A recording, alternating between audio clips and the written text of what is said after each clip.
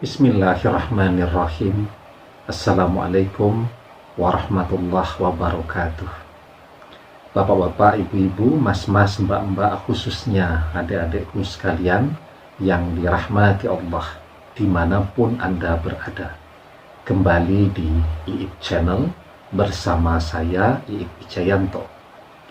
Kali ini kita akan membahas tema 3 sebab mantan menghubungimu lagi.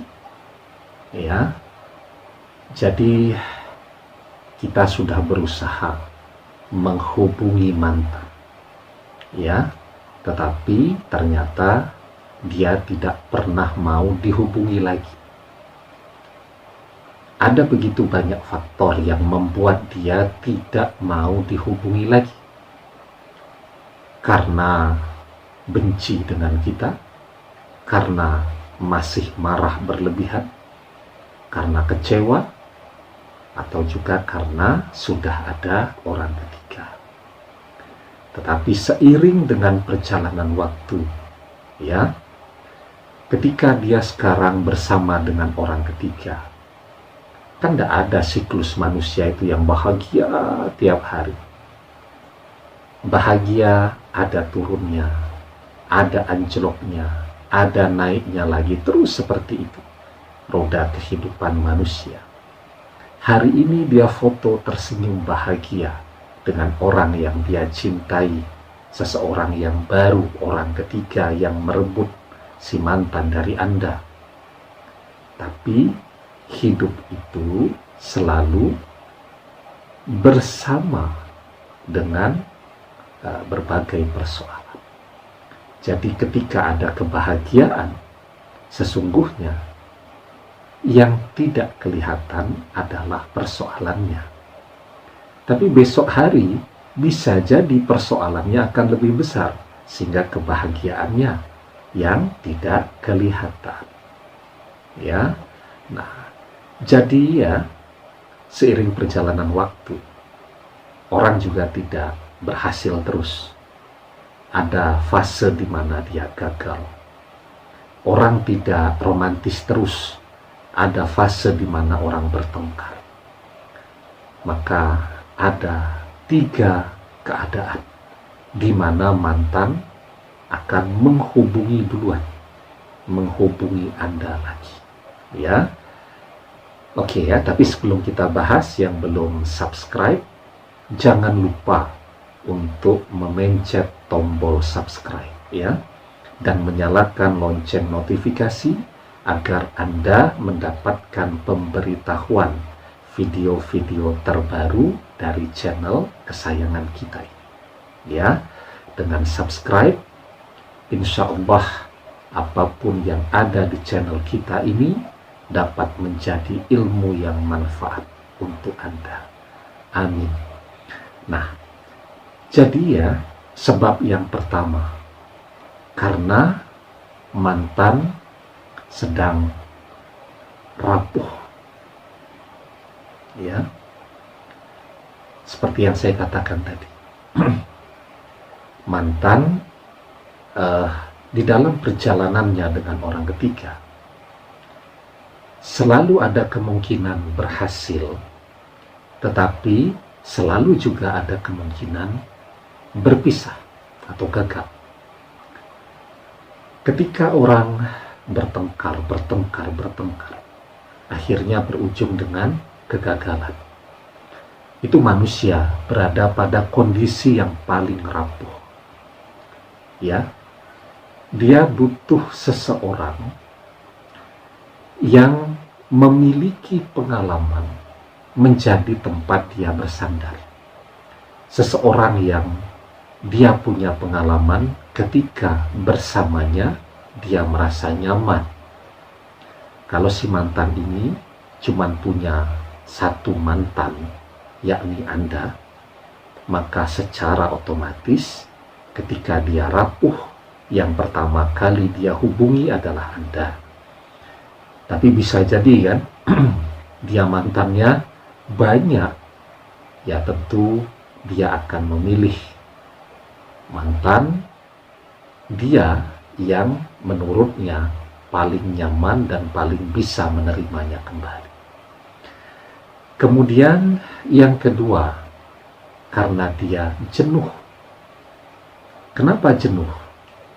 Bisa jadi pasangannya pada saat ini itu jauh dari apa yang dia harapkan, ya, sangat membosankan menjalani hari-hari bersama dengan dia. Apa yang dia impikan, apa yang dia bayangkan selama ini ternyata tidak ada, sehingga dia menjadi jenuh. Yang kedua juga sama, pertengkaran. Itu bisa membuat orang jenuh walaupun belum sampai pada perpisahan, ya. Kemudian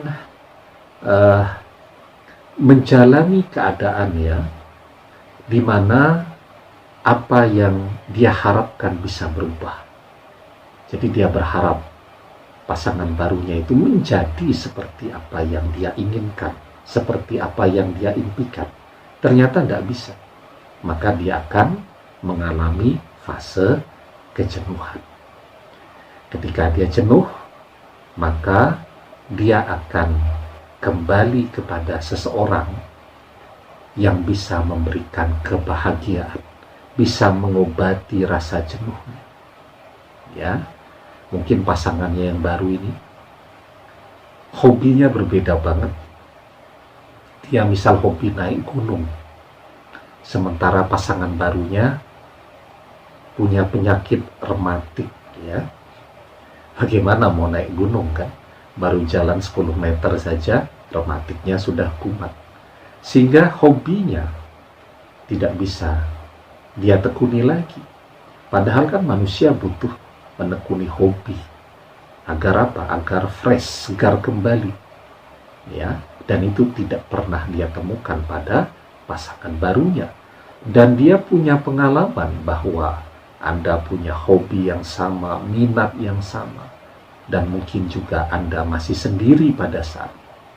Maka dia akan memilih untuk menghubungi Anda lagi. Ya, itu yang kedua. Yang ketiga, ya, ketika dia butuh itu banyak, ya. Butuh nasihat, butuh tempat curhat, butuh pinjaman duit, ya, dan lain sebagainya. Itu butuh. Nah, jangankan mantan, ya, ketika kita ini punya sesuatu yang dibutuhkan oleh semua orang, misal kita ini bijaksana, teman-teman kita mengenali kita seperti itu, maka semuanya juga akan selalu menghubungi kita karena butuh nasihatnya. Ya, misal kita ini pintar, ya, jago matematika, atau kalau di kuliah itu ada mata kuliah namanya kalkulus, ya, itu yang paling pusing itu. Jago mata kuliah kalkulus. Semua orang, ya, yang tidak pintar di mata kuliah itu akan berusaha dekat-dekat dengan kita, paling tidak untuk 1 semester kuliah, ya. Apalagi kalau kita punya duit yang banyak, wah, semua orang akan mendekat kepada kita. Ada gula, ada semut, kan begitu. Jadi ketika dia butuh, nah, banyak yang bilang tuh, ah, males saya kalau cuman pas dia butuh saja. Ya, enggak apa-apa kalau memang malas, tidak usah diharapkan lagi. Tapi ketika kita masih berharap, memang orang seperti mantan itu yang pernah berkhianat hanya akan kembali ketika dia butuh. Ya. Maka kalau kita ingin dia kembali, kita harus punya sesuatu yang dia butuhkan. Karena itu kita tidak boleh malas. Kita harus belajar memaafkan. Dan yang pasti harus memiliki hati yang luas, hati yang baik, hati yang kaya dengan maaf, dan keinginan untuk selalu membantu. Jangankan mantan, orang yang kita cintai, orang lain saja datang, semuanya kita bantu, kan begitu. hati yang baik. Karena itu di dalam sebuah hadis Rasulullah Shallallahu Alaihi Wasallam bersabda, "Ala wa inna fil jasadi mudghatan, idza salahat salahal jasadu kulluhu, wa idza fasadat fasadal jasadu kulluhu, ala wahyal qalbu." Ingatlah bahwa di dalam jasad itu ada segumpal daging. Jika ia baik, maka baik pula seluruh jasad. Jika ia rusak, maka rusak pula seluruh jasad. Ketahuilah bahwa ia adalah hati. Dengan hati yang baik, apapun keadaan mantan, Anda siap memaafkan dan menerimanya dengan lapang dada. Karena itu, terus perbaiki hati agar hati Anda menjadi hati yang siap menerima mantan apapun keadaannya. Jika memang sampai hari ini Anda masih mencintai.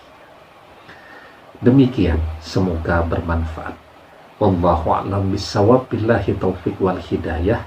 Assalamualaikum warahmatullahi wabarakatuh.